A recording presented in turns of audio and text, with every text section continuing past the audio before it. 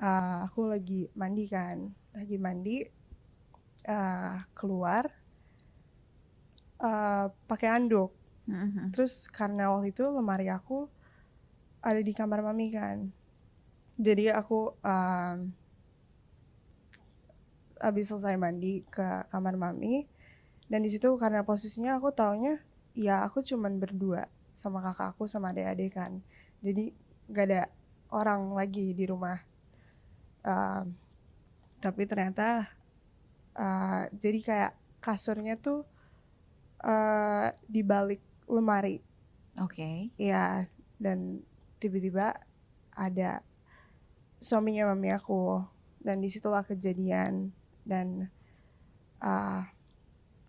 pas pertama kali kejadiannya aku benar-benar shock, dan apa ya, aku kayak froze. Iya, Iya, nge-freeze gitu ya? iya, karena shock dengan apa ya, situasinya. Karena di situ aku juga nggak ngerti tentang hal-hal kayak gitu kan waktu itu. Iya, iya.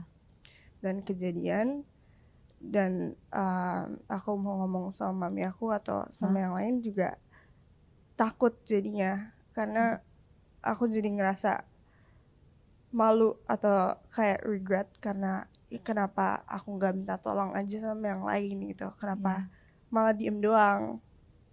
Dan ya itu terus terjadi selama 5 bulan. Dan di situ aku diem doang karena takut, dan aku juga waktu itu gak ada orang untuk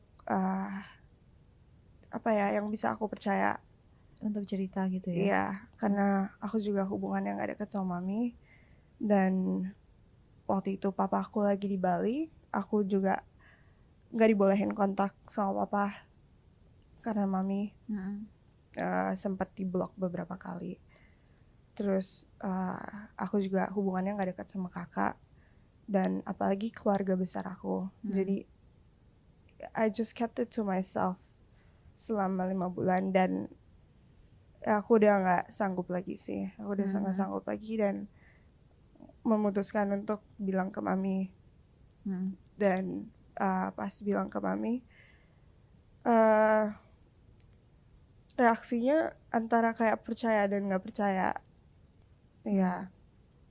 Dan aku masuk kamar mami, tiba-tiba langsung nangis, belum ada penjelasan apa-apa. Terus langsung jelasin kejadiannya. Terus ya dia sempat nggak percaya kan, masa sih, kenapa kok dia bisa ngelakuin kayak gitu. Dan ya abis itu mami aku nggak ngelakuin apa-apa sih, nggak ngelakuin apa-apa. Dan